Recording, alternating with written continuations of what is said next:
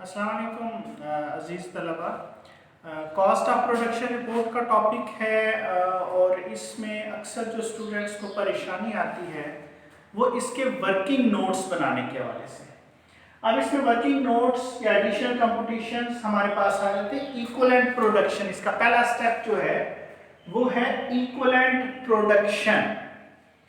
Equivalent production, अब देखें काम शुरू हुआ डिपार्टमेंट के अंदर, यूनिट्स आ गए, लेकिन अमूमन ये होता है कि सारे यूनिट्स मुकम्मल नहीं होते। कुछ ना कुछ यूनिट्स जो हैं वो इन प्रोसेस होते हैं।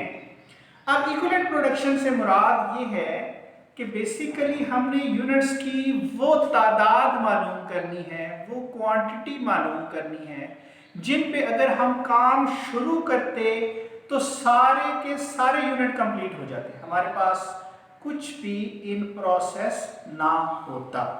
तो यूनिट्स इन प्रोसेस से बचने के लिए दूसरे लफ्जों में कितने यूनिट्स हमारे जो हैं वो मुकम्मल हो जाते हैं, तो इसे हम कहते हैं इक्विवेलेंट प्रोडक्शन।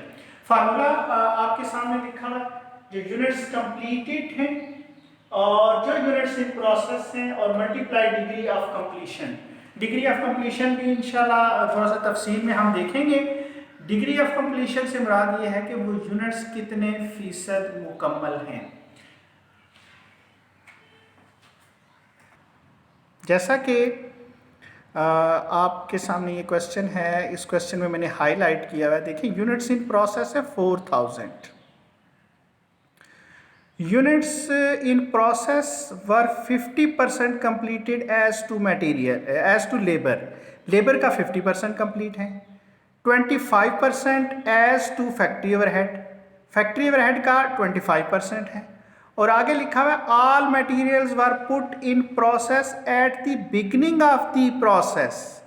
तो मटेरियल जो है वो जैसे ही काम शुरू हुआ उसी वक्त जो है वो सारे का सारा लगा दिया गया। इसका मतलब है कि मटेरियल इन प्रोसेस जो है वो 100% है।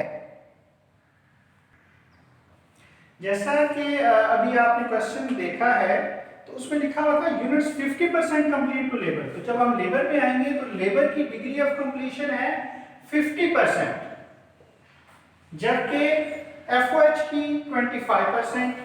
तो एफओएच के लिए हम 25% जो है वो मेंशन करेंगे फैक्ट्री ओवरहेड की। और जो बताया गया था मटेरियल के हवाले से, वो सारे का सारा जो मटेरियल है वो जैसे ही काम शुरू हुआ उसी वक्त लगा दिया गया। तो इसका मतलब मटेरियल सारे का सारा लग चुका है, ये 100% हो गया।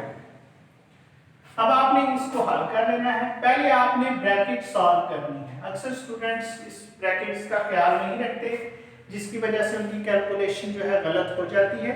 तो पहले आपने इसको ब्रैकेट के अंदर जो सिचुएशन है इसको सॉल्व करना है। तो ये 4000 का 100% 4000 आएगा, 10000 प्लस 4000 तो 14000 इक्विवेलेंट प्रोडक्शन जो है ये आ गई आपकी डायरेक्ट मटेरियल की।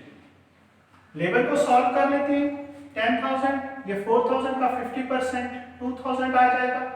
ठीक है जी, तो ये आपका आ गया 12000।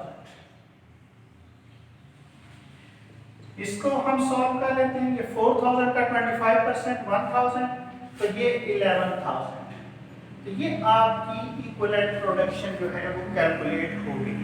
अब इसमें जैसा कि मैंने बताया आपको कि सबकी अलग अलग भी हो सकती है। जैसे इस क्वेश्चन में 100%, 50%, 25%, और सबकी एक जैसी भी हो सकती है। और अगर एक जैसी है तो ज़रा वो आपके लिए आसानी है। तो डिग्री ऑफ कंप्लीशन की मदद से आप इक्विवेलेंट प्रोडक्शन को जो है वो सॉल्व कर लेंगे। अच्छा, मटेरियल के हवाले से एक चीज़ और आप लोगों तक पहुंचानी बहुत ज़रूरी है। मटेरियल में अक्सर आपको सवाल में वो कंफ्यूज करने की कोशिश करता है। तो कुछ स्टेटमेंट्स, दो तरह की स्टेटमेंट्स यहाँ मैंने आपके सामने लिखी हैं। ये सिर्फ मटेरियल के हवाले से आपने ध्यान में रखना है। ऑल मटेरियल्स आर एडिड, यहाँ पे मेंशन कर देता है बिगिनिंग ऑफ द प्रोसेस। जैसा कि अभी हमने सॉल्व जो किया है उसमें यही स्टेटमेंट लिखी हुई थी कि जैसे ही हमने प्रोडक्शन प्रोसेस स्टार्ट किया सारे का सारा मटेरियल जो है वो हमने लगा दिया।